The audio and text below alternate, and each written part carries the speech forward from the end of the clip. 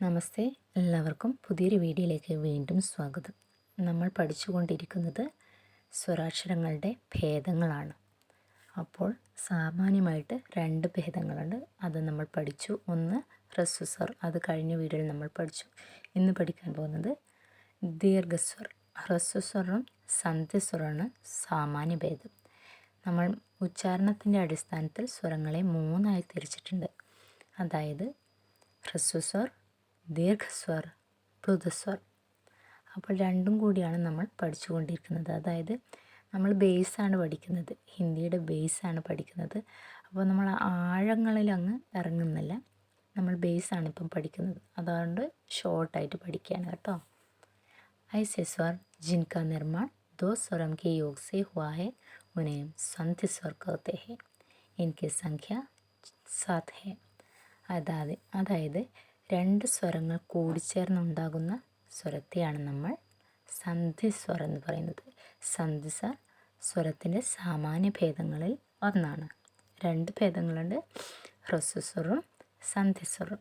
അപ്പോൾ സന്ധിസ്വരം എത്രയുണ്ട്? 7 എണ്ണമാണ്. ഹ്രസ്വസ്വർ 4 എണ്ണമാണ്. ഏതൊക്കെയാണ്? ആ, ഇ, ഉ, ഋ. ഇതാണ് ഹ്രസ്വസ്വർ. അപ്പോൾ ബാക്കിയുള്ളവയൊക്കെ എന്തായിരിക്കും? സന്ധിസ്വർ. മനസ്സിലായല്ലോ? 2 സ്വരങ്ങൾ കൂടിച്ചേർന്നുണ്ടാകുന്ന സ്വരത്തെയാണ് നമ്മൾ സന്ധിസ്വർ എന്ന് പറയുന്നത്. ഇത് സ്വരത്തിൻ്റെ സാമാന്യ ഭേദങ്ങളിൽ ഒന്നാണ്. 2 തിരിച്ചിട്ടുണ്ട്, ഹ്രസ്വസ്വർ, സന്ധിസ്വർ. അപ്പോൾ ഏതൊക്കെയാണ് സന്ധിസ്വർ എന്ന് നമുക്ക് നോക്കാം.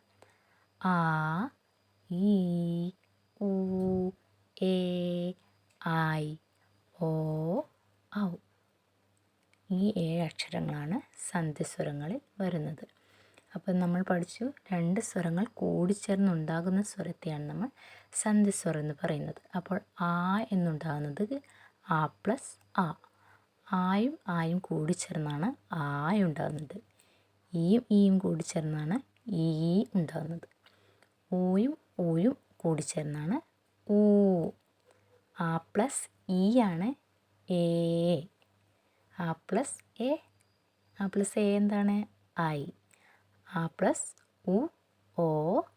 ആ പ്ലസ് ഓ ഔ. ഇങ്ങനെയാണ് പഠിക്കേണ്ടത്. जिस स्वर के उच्चारण में 2 मात्रा का समय या ह्रस्व का दुगुना समय लगता है उसे दीर्घस्वर कहते हैं. इनकी संख्या 7 है. നമ്മൾ ഉച്ചാരണത്തിൻ്റെ അടിസ്ഥാനത്തിൽ പറയുകയാണെങ്കിൽ നമ്മൾ പഠിച്ചിട്ടുണ്ട്, 3 തിരിച്ചിട്ടുണ്ട് സ്വരങ്ങളെ. ഹ്രസ്വസ്വർ, ദീർഘസ്വർ, പ്ലുതസ്വർ. ഹ്രസ്വ എന്ന് പറഞ്ഞാൽ നമ്മൾ പഠിച്ചു ഏക് മാത്ര കാ സമയ ലഗ്താ ഹെ. അപ്പോൾ ദീർഘ എന്ന് പറയുമ്പോൾ എന്താണ്? ഹ്രസ്വ കാ ദുഗുന സമയ ലഗ്താ ഹെ. ഹ്രസ്വസ്വരത്തിൻ്റെ 2 ഇരട്ടി സമയമെടുത്ത് ഉച്ചരിക്കുന്ന സ്വരത്തെയാണ് നമ്മൾ ദീർഘസ്വരം എന്ന് പറയുന്നത്. കണ്ടോ? 2 മാത്ര കാ സമയ ലഗ്താ ഹെ എന്നും പറയുന്നുണ്ട്. 2 മാത്ര സമയമെടുക്കുന്നുണ്ടെങ്കിലും ദീർഘസ്വരം എന്ന് പറയും. ഇതും എത്രയാണ്? 7. അപ്പം ദീർഘസ്വരത്തെ നമ്മൾ 2 തിരിക്കുന്നുണ്ട് വീണ്ടും. മൂൽ ദീർഘ സംയുക്ത സ്വർ. മൂൽ ദീർഘ എന്ന് പറയുന്നത് ആ, ഈ, ഉ. അതായത് ആ പ്ലസ് ആ, ഇ പ്ലസ് ഇ, ഉ പ്ലസ് ഉ. പിന്നെ സംയുക്ത സ്വർ എന്ന് പറയുന്നത് എ, ഐ, ഓ, ഔ. എ എങ്ങനെയാണ് ഉണ്ടാകുന്നത്? ആ പ്ലസ് ഇ, എ. അപ്പോൾ അയ്യോ, ആ പ്ലസ് എ, ഐ. ആ പ്ലസ് ഉ, ഓ. ആ പ്ലസ് ഓ, ഔ.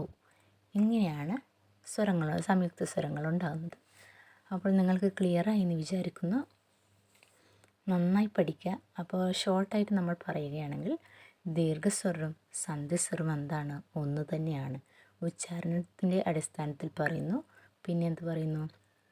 2 സ്വരങ്ങൾ കൂടിച്ചേർന്നുണ്ടാകുന്ന സ്വരത്തെ നമ്മൾ സന്ധിസ്വരം എന്ന് പറയുന്നു. ഇത് രണ്ടും എന്താണ്? ഒന്നാണ്.